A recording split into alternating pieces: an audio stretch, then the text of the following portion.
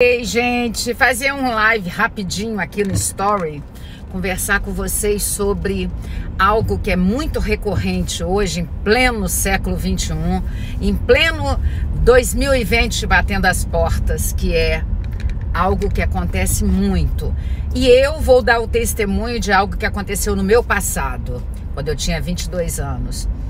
Nós construímos uma imagem de idealizado na nossa cabeça, que nós vamos ser felizes para sempre com aquele parceiro, aquela parceira que a gente escolheu para construir a vida. E aí a gente tem o subjetivo do idealizado, que muitas das vezes passa da projeção. O que você é, você projeta na pessoa que você namora, o que você está noivo ou noiva, e você acaba casando com a imagem projetada sua. E é mais ou menos assim: se você é uma gente boa, você casa com a pessoa imaginando que ele é gente boa. Se você trai, você casa com alguém imaginando que ele trai você. Aí você fica desconfiado para sempre, porque o ciúmes é uma projeção. Todas as vezes que nós somos capazes de trair, nós imaginamos que o outro também é. A projeção, ela funciona tanto de uma forma indesejável, que tem a projeção indesejável, mas ela funciona também de uma forma que você coloca no outro aquilo que está dentro de você. É o neurônio espelho da neurociência, né? E hoje eu atendo muitas pessoas que tiveram casamentos, namoros, noivados destruído pela quebra de confiança com a traição sexual, porque tem vários tipos de traição. Tem a traição emocional, tem a traição de mentiras bancárias, tem a traição de quebra de fidelidade com aquilo que prometeu, e às vezes as pessoas não conseguem cumprir aquilo que deveria ser. Nós vivemos num país que não é poligâmico, nós vivemos num país que é monogâmico, a lei é monogâmica. Então aqui no Brasil, a princípio, nós não podemos aceitar um parceiro que arruma outra namorada ou uma parceira que arruma outro namorado quando está casado. Os nomes por aí é amante, mas eu acho amante um nome muito forte, mas é amante o nome, né? E aí eu vejo que muitas pessoas estão chegando no meu consultório destruídas porque o outro, que era o idealizado na cabeça dele ou dela, acabou quebrando essa quebra de confiança, de lealdade, de fidelidade, e acabou se relacionando com o outro. E como agir nisso? Porque nós vivemos esse mundo rápido, do timeline, da conectividade, e todo mundo fala, esquece, parte para outra. Aí que está a questão. Um divórcio, uma traição, uma quebra de compromisso, de lealdade e fidelidade, na tabela Holmes de estresse, que existe uma tabela Holmes de estresse que caracteriza que com 18 meses, aquelas questões são 20 pontos da tabela Holmes, Holmes com H, H-O-M-E-S, HARE, H-A-R-E, Holmes HARE, que é a tabela de estresse, da tabela de estresse do esgotamento e da exaustão. A primeira dor que é imaginável, que as pessoas não conseguem suportar, é a morte. Mas a segunda é o divórcio. E um divórcio por traição, um divórcio por quebra de contrato de lealdade e fidelidade, compara-se com a dor da morte física, porque a pessoa vai ter que se acostumar com a ausência do outro e o outro estando vivo. Porque a morte real, a morte do corpo, às vezes as etapas do luto da Elizabeth, que são 5 etapas do luto, dessa psicóloga que nos anos 80 escreveu as etapas do luto das perdas, que são 5, rapidinho: negação, raiva, barganha, tristeza e finalmente a aceitação. Mas essas etapas duram no mínimo 1 ano, e as pessoas acham que não dura esse tempo. As pessoas acham que já esqueci, já tô na outra, já passei por todas, e não é assim. Eu assisti um filme muitos anos atrás que chamava-se A Dor Tem Que Ser Chorada. O filme eu não lembro, estava escrito nas estrelas, eu acho que é o nome do filme. Só que eram de 2 adolescentes que tinham câncer, e uma das frases que mais me marcou nesse filme é: a dor tem que ser chorada. Então, a dor de uma perda tem que ser chorada, tem que ser pranteada, não reclamada, mas pranteada. Nós temos que fazer mais ou menos igual o judeu faz. O judeu, ele pranteia a dor. A etapas do luto do judeu é uma etapa muito marcada, que ele pranteia aquela dor, ele joga cinza na cabeça, ele se veste de pano de trapo. E hoje no Brasil e no mundo, ninguém mais passa pelas etapas do luto. As pessoas já estão no outro dia de vermelho vibrante e eles acham que já tá no céu, a pessoa morreu, tá no céu. Aí esquece que tem um monte de gente. Mas você tinha um compromisso com a pessoa, você tinha um afeto pela pessoa, você tem ainda. E entender e passar por essas etapas é dolorido. Nós temos que aprender a aceitar que a vida é feita de ganhos e perdas. E quando a gente tem as perdas, é algo que é muito dolorido, é algo que é muito difícil de passar. Eu me casei em 1984. Eu tinha 24 anos quando eu me casei, que eu nasci em 60 e em 84 eu tinha 24 anos. Com 24 anos ainda, 8 meses depois, o meu primeiro marido arrumou uma namorada, depois de 8 meses de casado. Ele arrumou uma namorada e a gente trabalhava tudo no mesmo local. Eu, ele e a namorada dele. E eu tinha 24 anos na época. E foi algo que destruiu minha alma, destruiu a alma. Mas imagina se eu não tivesse passado pelas etapas do luto. Será que hoje, com 59 anos, eu estaria bem, casada, 18 anos, com filho de 29 anos e bem do jeito que eu estou? Porque eu sou uma pessoa que realmente não tem nenhuma ferida com relação a ele. Até agradeço, porque quando eu comecei a namorar ele, eu usava lente, não usava lente, eu usava óculos, que eu tenho 5 graus de miopia.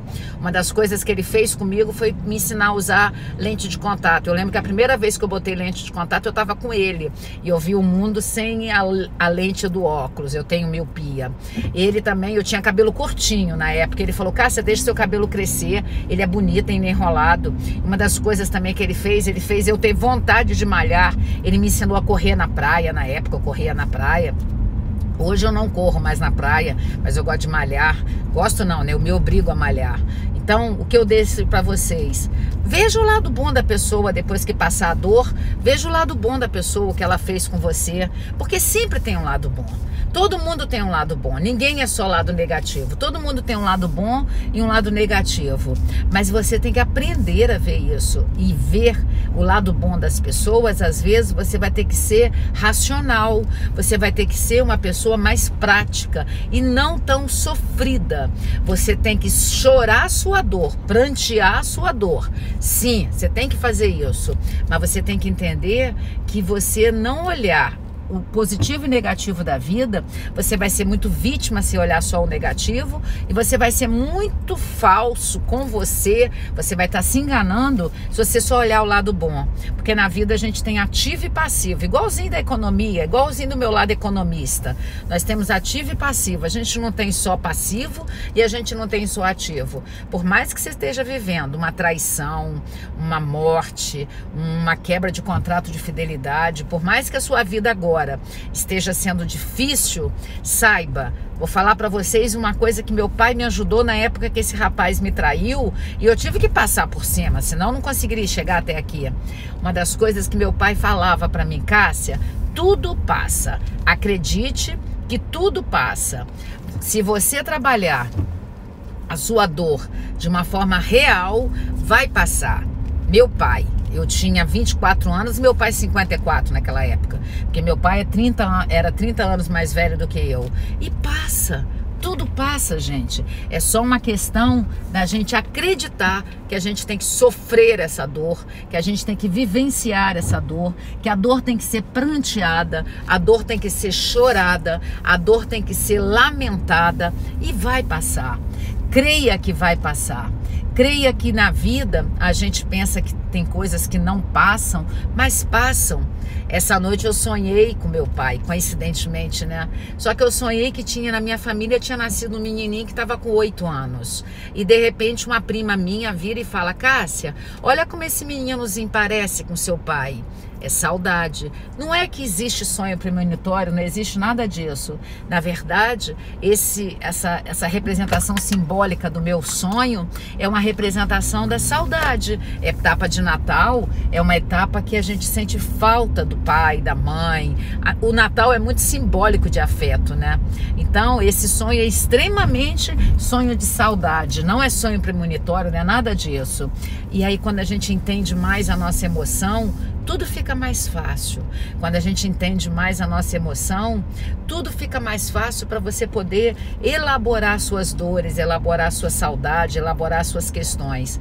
E uma dica que eu dou para vocês: se você viver a sua vida de uma forma verdadeira, de uma forma real, de uma forma que você consegue entender que se você não tiver maturidade para enfrentar suas dores e seus lamentos, você vai sofrer no futuro.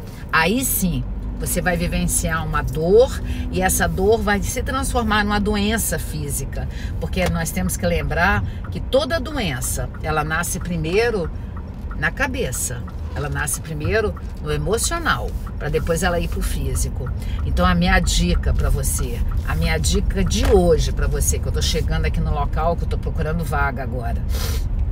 A minha dica de hoje para você é: não se furte de chorar, de prantear, de lamentar, de reclamar com as pessoas certas a sua dor. Chore, chore muito.